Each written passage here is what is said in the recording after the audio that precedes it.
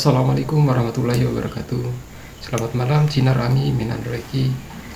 Mari kita berdiskusi dengan saya, Bung Imam, dalam ngobrol sosiologi episode kedua. Hari ini kita akan membahas topik yang menjadi fondasi penting ya dalam memahami teori-teori sosiologi, yaitu paradigma. Nah, hari ini kita akan membahas tentang paradigma. Apa sih itu sebenarnya paradigma?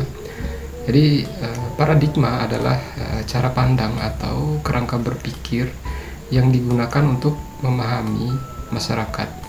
Jadi dalam sosiologi, paradigma membantu kita menjelaskan fenomena sosial dari satu sudut pandang. Nah, kali ini kita akan membahas tiga paradigma utama yang diperkenalkan oleh Dole Paul Johnson dalam bukunya Teori Sosiologi, ada jilid 1 dan jilid 2. Nah, di dalam penjelasan Dole Paul Johnson itu ada tiga paradigma, yaitu yang pertama paradigma fakta sosial, yang kedua paradigma definisi sosial, dan yang terakhir adalah paradigma perilaku sosial. Nah, mari kita telusuri satu persatu. Yang pertama adalah paradigma fakta sosial. Paradigma fakta sosial berfokus pada struktur sosial, institusi, dan keteraturan masyarakat.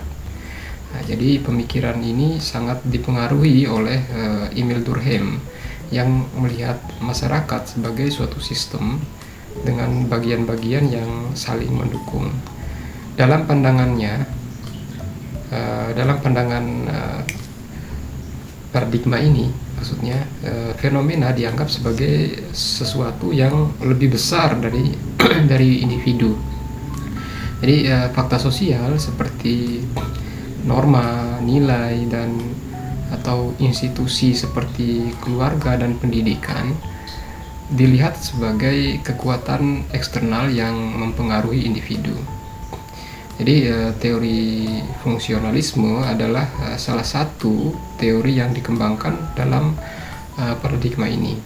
Nah, salah satu tokoh dari paradigma fakta sosial lebih khusus untuk teori fungsionalisme ini adalah Talcott Parsons.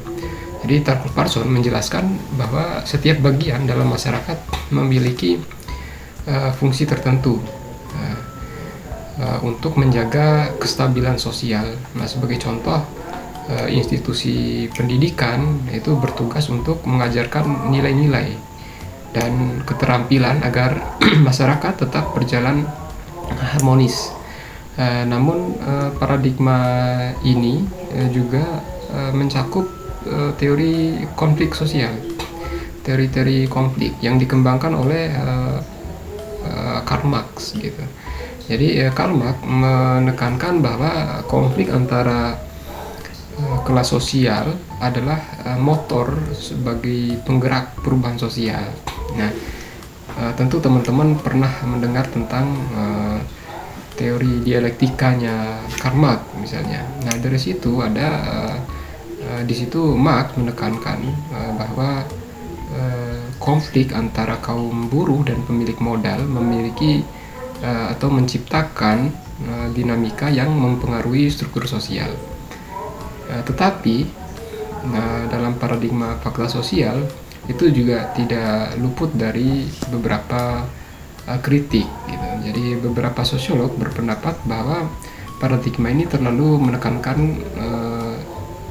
menekankan stabilitas dan cenderung mengabaikan peran individu dalam perubahan sosial. Nah, seperti kita lihat tadi ya, jadi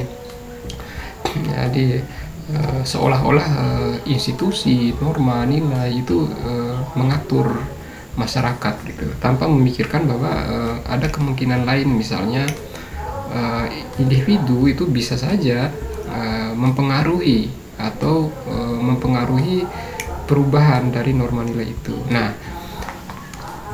untuk itulah maka ada beberapa paradigma lain yang berpandangan berbeda dari pandangan paradigma fakta sosial tersebut.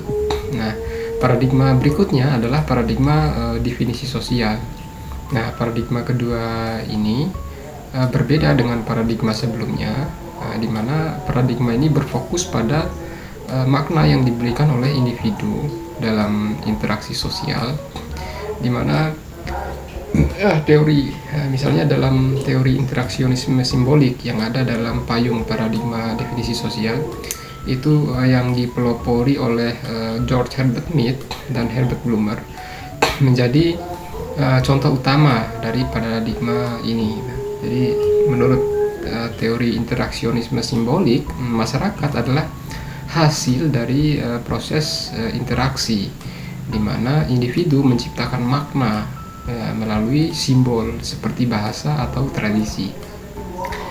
Nah, sebagai contoh, mari kita lihat fenomena media sosial.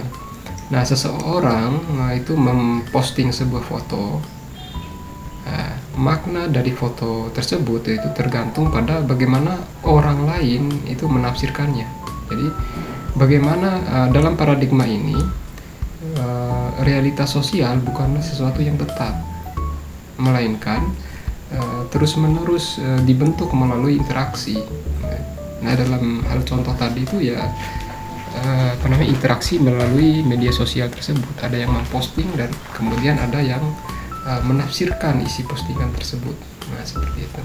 Nah, selain paradigma definisi sosial juga mencakup pendekatan fenomenologi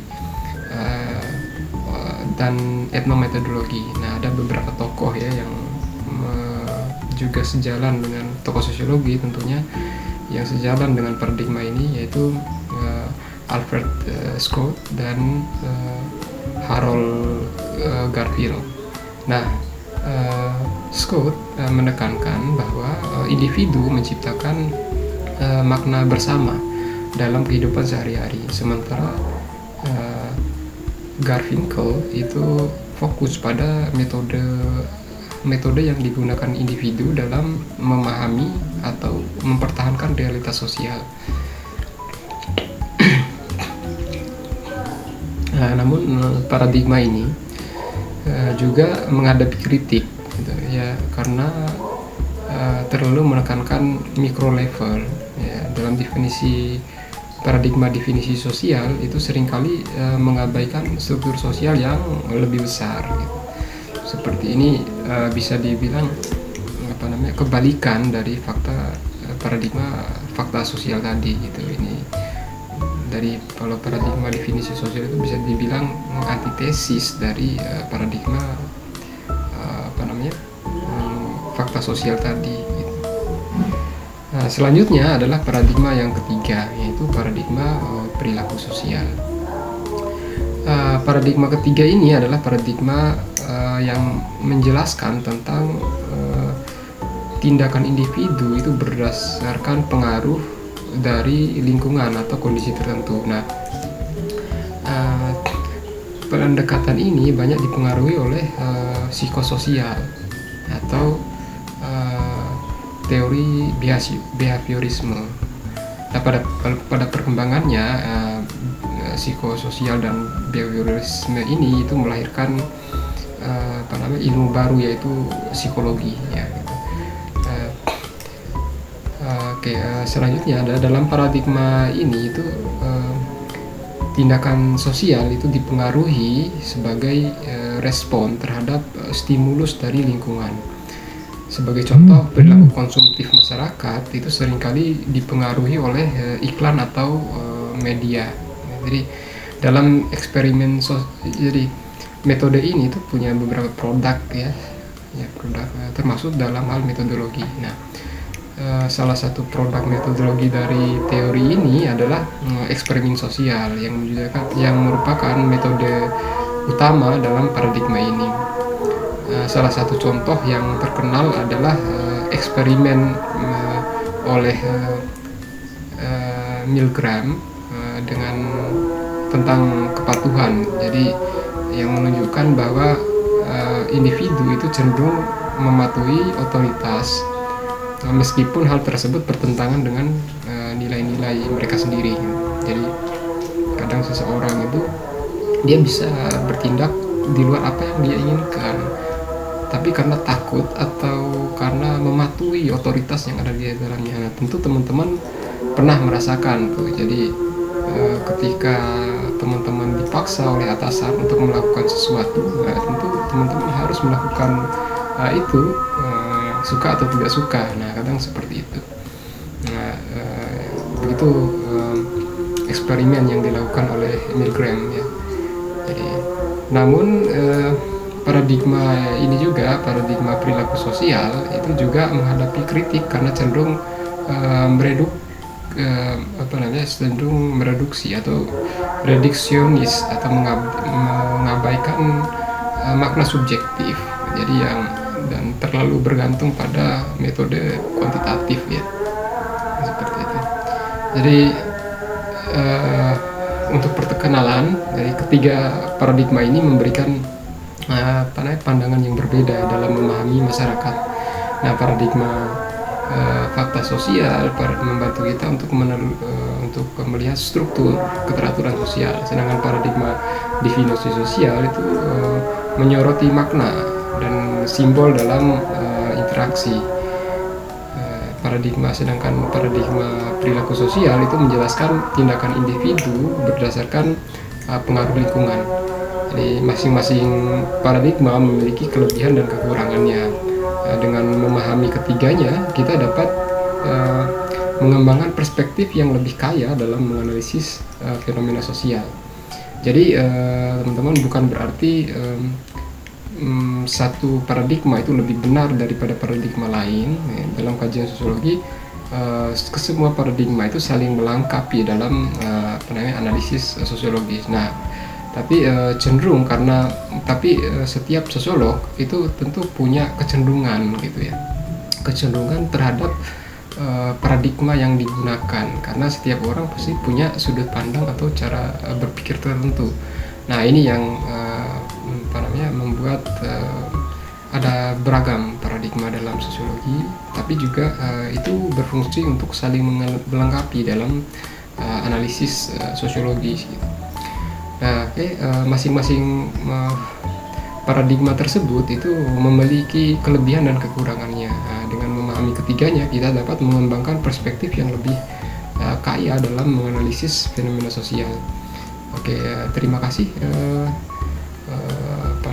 teman-teman telah menyaksikan pembahasan ini. Pembahasannya saya cukupkan sekian untuk paradigma. Nah, kalau ada pertanyaan, komentar atau pandangan lain dari kalian tentang paradigma dalam sosiologi, silahkan berkomentar di kolom komentar, memberi kritik dan masukan untuk pengembangan channel kita bersama. Sampai jumpa di video berikutnya, dan di mana kita akan membahas teori-teori sosiologi lain secara mendalam. Selamat malam teman-teman. Cinar Angi, Menan Welki. Sampai jumpa. Terima kasih. Wassalamualaikum warahmatullahi wabarakatuh.